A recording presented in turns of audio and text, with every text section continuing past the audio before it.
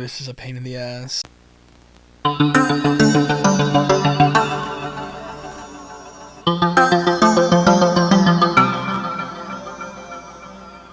Welcome back to Kevin Savage TV. My name is Kevin Savage, and I know it's been nearly a year, if not, about nearly a year since I've released my last video. I decided, what better topic to start anew on but to go all the way back to, I would say, the root of my love for sound editing and sound production, and explore one of the first DAWs that I encountered. And let's just be glad that we live in today and we have such a wide variety of DAWs at our fingertips. Today we're going to look at the one, the only, Audacity. So I went ahead and installed Audacity on my computer. I never had it on my computer. I really had no purpose for it on my computer, but I decided for you guys to install it on my computer. We are rocking Audacity 3.1.3. Now this is a free open source program. It is significantly limited. We're going to explore it.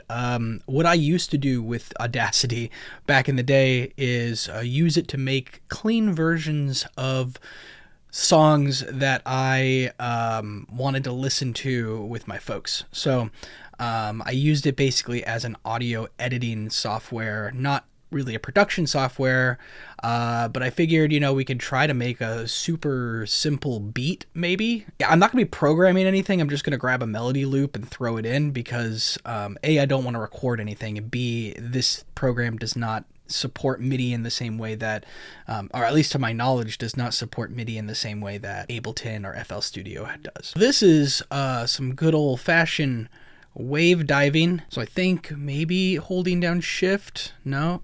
I guess we can zoom out like that. Let's just go ahead and double this up. Maybe Control V. No. All right. Okay. Does it snap? All right. Well, it's a good thing it snaps. Does it? All right.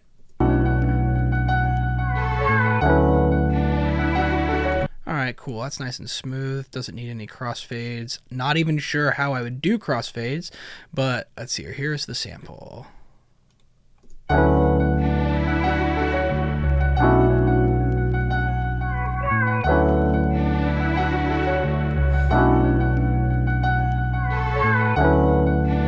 Alright, cool.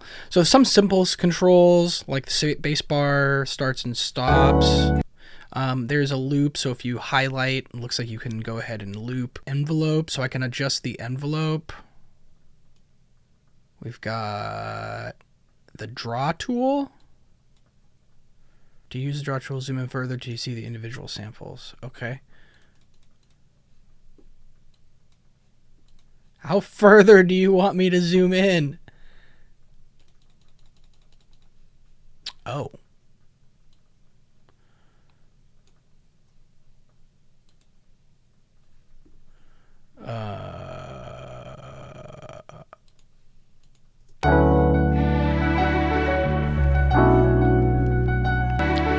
Yeah, I don't know what that did.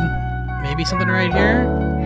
Let's see. This is silence audio. So this is what I used to use all the time when I was editing tracks. Is I pretty much would just do some silent. Oh, that's not what I wanted.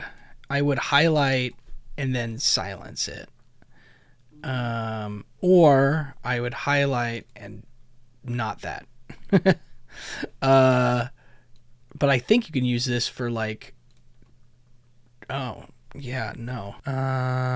There's some effects that we can throw down. Not a whole lot. I mean, there's a ton of effects that we could use, but not really a ton of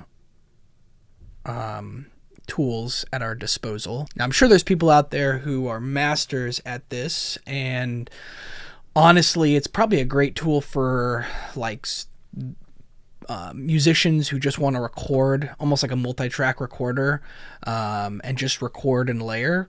I mean, that's the main place that I could see this program being used for. It's not really something that I would ever use for making beats. We don't have any grid to go by, so this is probably going to be terrible. I can try to feel it out.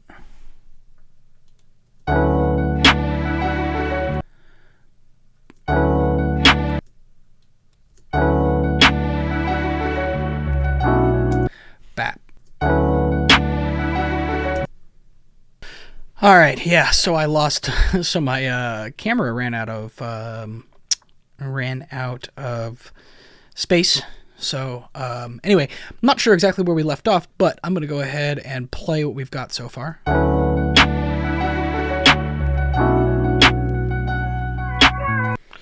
right, that's a little slow.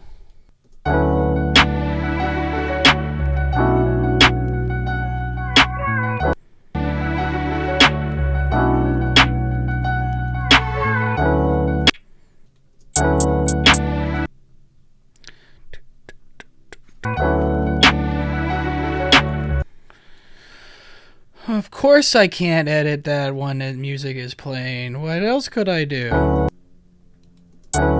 Okay, why is there a sound happening?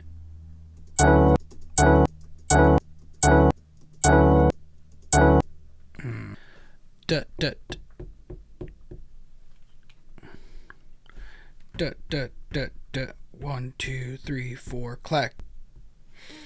This is a lot harder than I thought, trying to make a beat in here. Let's hear.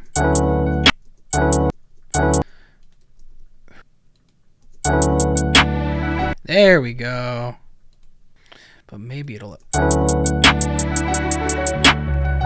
Oh, so that's where it's at.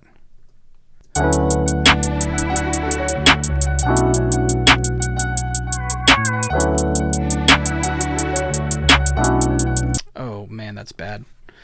That is no bueno.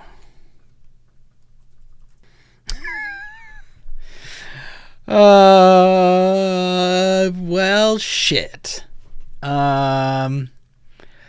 Let's see here. This is, you know what? Yeah, fuck this. Oh, this is a pain in the ass. Yeah, this is even pulling in just loops and editing. It's because you're not dealing with any sort of grid. And so because you don't have that grid, you're either playing it out, which is honestly the best way to do this. Let's see here. Maybe snap to? No. There's no real grid to work with. And so because there's no grid to work with, you can't really try, like you're so reliant upon the groove, which I don't produce this way. I produce very much grid-based, and then I manipulate a lot. So doing this is really truly meant for the producer who plays maybe with an MPC, maybe routing the audio in that way, or plays with live drums. They're the producer who is going in there, and maybe they've got a session drummer who comes in and whatnot, and they're just kind of adjusting levels. But this is not, I mean, I would argue this is not really a DAW. This is a multi-track recorder. And so you really can't treat it like a DAW like I've been trying to. I mean, I guess it is a digital audio workstation, so it's a very limited DAW.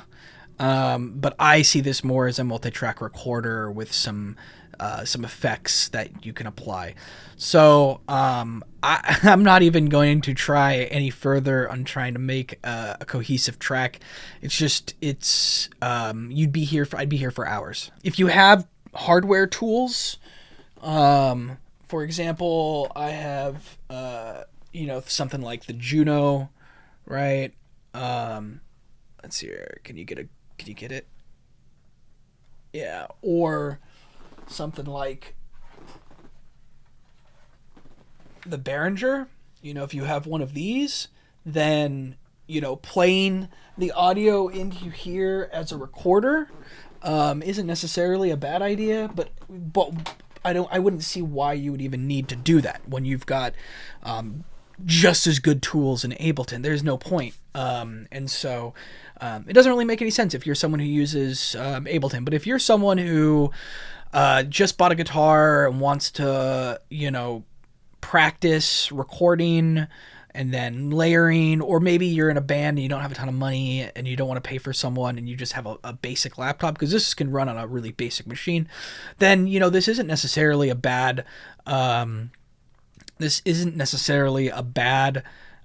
DAW to just install, to have there to do some basic recording on for like a demo. So I hope this was a fun blast to the past. I know I didn't make any songs and it's not really all that exciting. It definitely brings back some memories to me. But it's a cool tool for just looking at wave shapes. But again, Ableton, you can do that in Ableton. So, feel free to download it and check it out, but I just can't really see very many purposes that you would use this for if you're someone who's already probably watching the channel, so you already have a DAW that you're properly working in. Anyway, that wraps this up, and we'll see you in the next video.